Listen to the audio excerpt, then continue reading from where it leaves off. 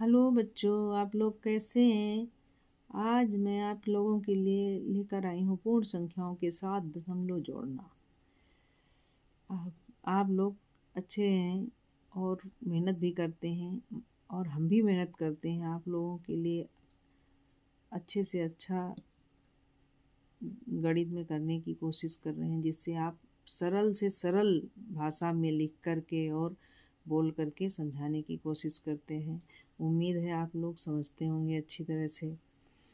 हम पूर्ण संख्या के बाद दशमलव बिंदु रखकर आवश्यकता अनुसार संख्या में शून्य जोड़ लेते हैं, ताकि दोनों संख्या जोड़ की संख्याएं समान हो जाए।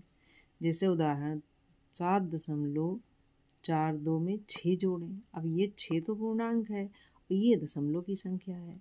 अब इकाई दसवां सौवां भाग। अब 7.42 तो ये दशमलव की संख्या हो गई। अब इसमें केवल पूर्णांक है यानी 6 है, तो अब 6 लिखा तो दशमलव के नीचे फिर दशमलव बढ़ाना पड़ा। और ये जो संख्याएं हैं इनमें इनके नीचे कोई संख्या नहीं थी, तो हमने 0 बढ़ा लिया। अब इनको जोड़ देते हैं। 2 का 2 उतार लिया, 4 का 4 उतार लिया, क्योंकि दोनों के नीचे 0 है यानी शून्य है, कुछ है ही नहीं जोड़ने को। और ये 6 और 7 को आपस में जोड़ दिया तो 7 6 13 हो गया। तो ये सवाल हल हो गया आपका। अब आगे नियम देखते हैं। नियम 1, हम ये देख सकते हैं कि 6 एक पूर्ण संख्या है और 7.42 एक दशमलव संख्या है। अब हम सबसे पहले दोनों संख्याओं को बराबर लंबाई का बनाया। देखिए आपको मैंने समझाया है ना, बाहर ऊपर बराबर संख्या किया बना करके।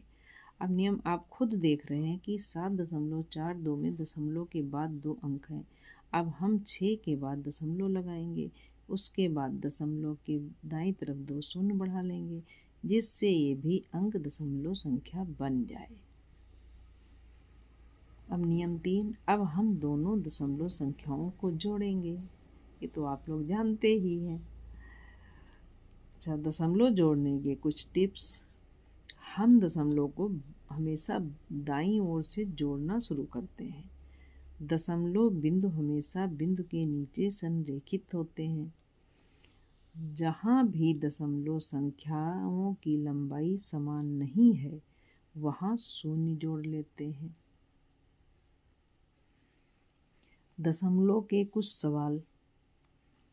34.56 प्लस 12.34। अब इनको हल करिए। अब ये सवाल देखिए मैंने हल नहीं किए हैं, अब आपके सामने हम हल कर देते हैं। अब इसको हल किया है, यानी दोनों संख्याओं को नीचे ऊपर लिख के 6 4 10, 5 3 8 और 1 9।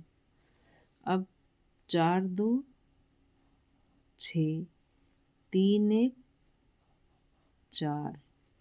अब ये दशमलव संख्या 2 अंकों के बाद है, तो यहाँ 2 अंकों के बाद लगेगी। ये हो गया आंसर। अब दूसरा सवाल है 100.5 प्लस 50.25। अब इसको भी मैंने नीचे ऊपर लिखा। अब देखिए इसके ऊपर संख्या कम पड़ रही है, यानी दोनों समान नहीं है, तो इसको हमने 0 बढ़ा लिया। अब 0 में आप 5 जोड़ेंगे तो 5 आएगा, और 5 में 2 जोड़ेंगे तो 7 आएगा। अब 0 में 0 जोड़ेंगे 0 आएगा। अब 0 में 5 जोड़ेंगे तो 5 ही आएगा, और 1 के नीचे भी कुछ नहीं है, तो यहाँ आप चाहें तो बढ़ा सकते हैं, इसका कोई मान ही नहीं है, तो ये ऐसे उतार लिया। अब ये देखिए 1 2 2 संख्या के बाद दशमलव है, तो उत्तर में भी दाहिनी तरफ से गिन के ही जितने अंक के बाद सवाल में दशमलव होता है, उतने अंक के बाद उत्तर में भी दशमलव होता है। ये आपका हल हो गया। एक सवाल, 2 सवाल हो गए। अब 5.46 में से 1.85 घटाए। अब ये संख्याएं तो समान हैं, ठीक, तो अब 6 में 5 गए 1। अब यहाँ 4 है, 8 बड़ा है नहीं जाएगा, तो यहाँ से 1 हम उधार लेंगे, ये होगा 14। 14 में से 8 गए बचे 6। अब यहाँ बचा 4 क्योंकि इसने 1 हासिल दे दिया, तो 4 में से 1 गए बचे 3। ये हुआ समान दशमलव का घटाना।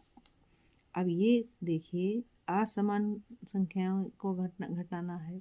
7.02 में से 3.4 को घटाएं। अब यहाँ हमने लिख लिया, लेकिन अब 4 के आगे संख्या नहीं है तो यहाँ 0 बढ़ाएंगे। अब 2 बड़े है 0 छोटा है, इसलिए 2 उतार लिया जाएगा। अब 2 में से 0 क्या घटाना, 2 बचेगा, 2 का 2 उधर आएगा। अब यहाँ 0 है यहाँ 4 है, क्योंकि 0 छोटा है, संख्या ही नहीं है, वो मतलब पूर्णांक नहीं है, तो पूर्णांक नहीं मतलब क्या कहते हैं, वो प्राकृतिक संख्या नहीं है, ठीक। तो वो 0 है, 4 से छोटी है, इसलिए अब यहाँ से हासिल लेंगे तो ये बनेगा 10। अब 10 में 4 घटाएंगे तो 6 बने यहाँ पे। अब यहाँ पे 7 थे, 1 हासिल दे दिया था, 6 बचे थे। 6 में से 3 गए तो 3 बचे। अब देखिए यहाँ भी संख्या में दशमलव लगाना है। अब यहाँ 2 अंकों के बाद है तो यहाँ भी 2 अंकों के बाद लगाना है। ये आपका सवाल हल हो गया। अब आज का सवाल हमने दिया है आप लोगों को